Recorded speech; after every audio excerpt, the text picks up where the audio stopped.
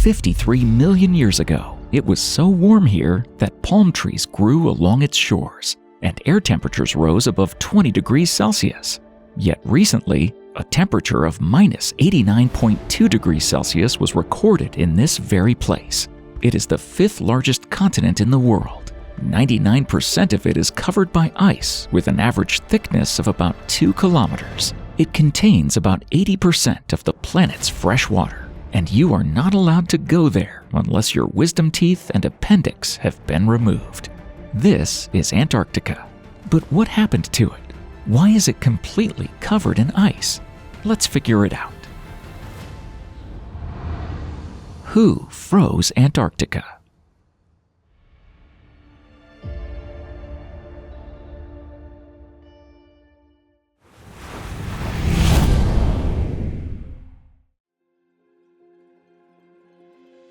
Let's open the world map.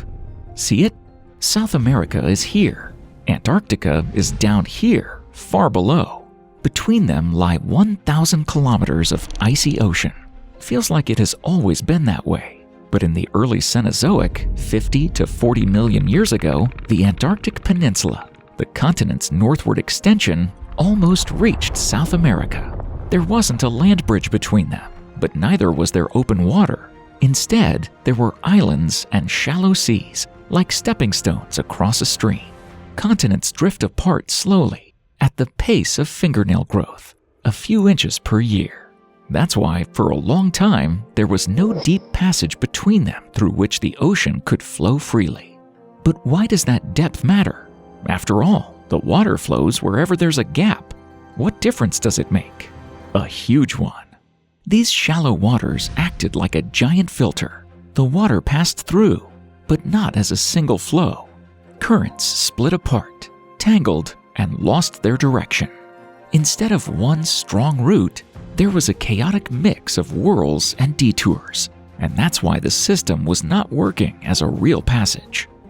The currents intertwined, swirled, and pushed in different directions. Warm water from the equator reached far into the south and got trapped there. Year after year, century after century, it warmed the shores of Antarctica. As a result, Antarctica's air temperature at the time was around plus 10 to 15 degrees Celsius, plus 50 to 60 degrees Fahrenheit in summer, and 0 to 5 degrees Celsius, 32 to 40 degrees Fahrenheit in winter. Forests grew along the coasts. Not jungles, of course, more like a cross between taiga and New Zealand beech forests. Southern beeches, nothofagus, conifers, and ferns. The trees were not tall, but stocky, adapted to the long polar night. Yet they grew every summer. These forests teemed with all sorts of creatures. Insects, beetles, flies, something resembling primitive wasps. The soil was filled with worms, millipedes, and small ground-dwelling fauna. Nothing epic, but it was a fully functional ecosystem. And then things get more interesting. Marsupials roamed the Antarctic forests, relatives of modern kangaroos and opossums. Small, about the size of a cat or a dog, they rummaged through the forest floor, ate insects, and gnawed on roots. There were birds too. Huge, flightless predators nearly 2 meters, 6 feet tall, something akin to South American ferocicids, although smaller. They hunted small creatures, raided nests, and generally ruled the food chain. Penguins swam in the coastal waters, but not the ones we know today. To put it mildly, these were real monsters. Some species reached heights of 1.5 to 2 meters, 5 to 6.5 feet, and weighed up to 80 kilograms, 175 pounds, roughly the size of a large human. And out in the open ocean, early toothed whales played and hunted. Not huge like today, but something between a dolphin and a killer whale. They hunted fish, squid, and perhaps even attacked penguins. Yet all this life hung by a single fragile thread, the shallow waters between the two continents. And all those years, the ocean was waiting to do one treacherous thing, and at long last, it did. At first glance, everything unfolded slowly over thousands of years. But on the scale of planetary history, it was like the sudden rupture of a gigantic planetary dam. This would later be called the Drake Passage. Geologists say it all happened in 2 stages. First, the continent slowly drifted apart along a fault line between tectonic plates. Narrow marine straits appeared, though they were unstable and easily blocked. Only toward the end of the Eocene, around 35 million years ago, did this zone transform into something resembling an oceanic passage capable of letting ocean currents flow without obstruction. On a planetary scale, it was as if the ocean had been unchained. Warm water still reached the Antarctic shores, but less steadily, a bit later, a bit weaker. These changes accumulated over thousands of years. Then, ice entered the picture. As long as the ocean brought heat, sea ice along Antarctica's coasts remained seasonal. But once the ice began to linger, everything deteriorated rapidly. Ice reflects sunlight, the water beneath cools more strongly, and the next season begins from a colder baseline. Each year brought a little more ice and a little less heat. Currents flew through the isthmus, taking increasingly fuller and longer routes. Heat no longer lingered near Antarctica's shores. It was carried away. The continent became encircled by a gigantic ring of circulating water. Speeds up to 4 kilometers, 2.5 miles per hour. Width, more than 1,000 miles. Volume, greater than all of Earth's rivers combined. This ring functioned like a wall. Once again, Antarctica wasn't frozen. It simply stopped being warmed. And when this process went too far, the regional climate shifted into a new mode, a persistently cold one. Around 34 million years ago, for the first time, the system crossed a threshold, a point of no return. Ice no longer behaved like a seasonal phenomenon. It ceased to be merely a consequence of weather and became part of the geography. The continent began to accumulate ice not because each successive year was worse than the last, but because the very presence of ice now changed everything.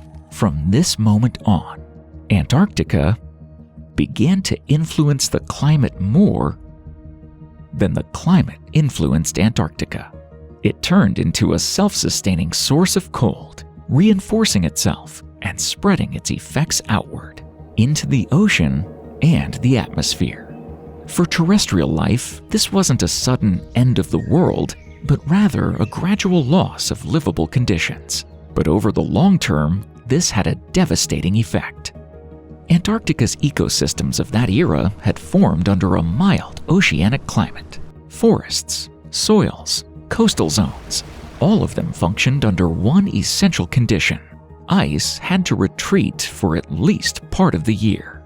Once the ice stopped fully retreating, everything began to break down. First and foremost, the schedule. Summers grew shorter. The soil no longer had time to warm.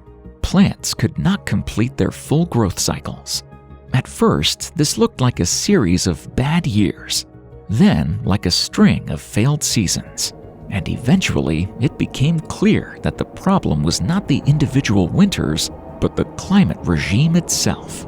Even during the warmest periods, the conditions needed for life no longer aligned into a workable combination. Forests withered because there wasn't a stable window in which they could grow.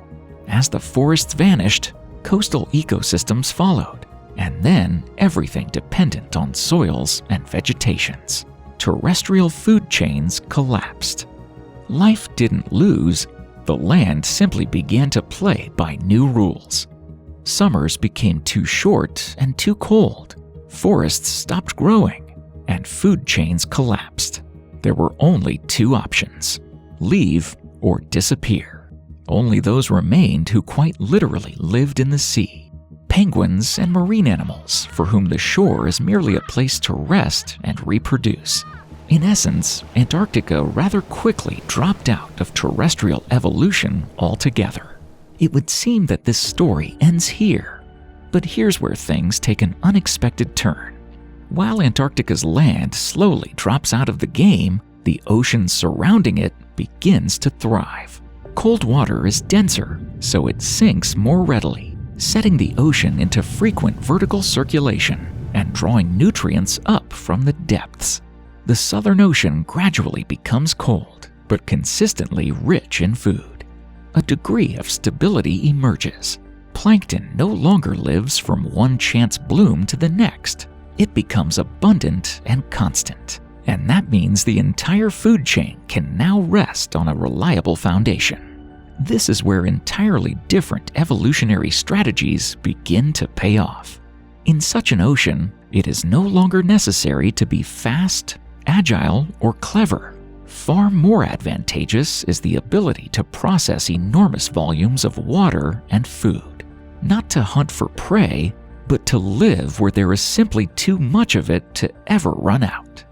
That is why it is here, at this moment in time, that the life forms we now consider cold water species begin to take hold. Penguins are the first to go all in. These are no longer birds that merely swim occasionally, but animals for whom land is only a place to rest. In cold water, they are more confident than on the shore. Dense bodies, a layer of fat, and wings transformed into efficient flippers.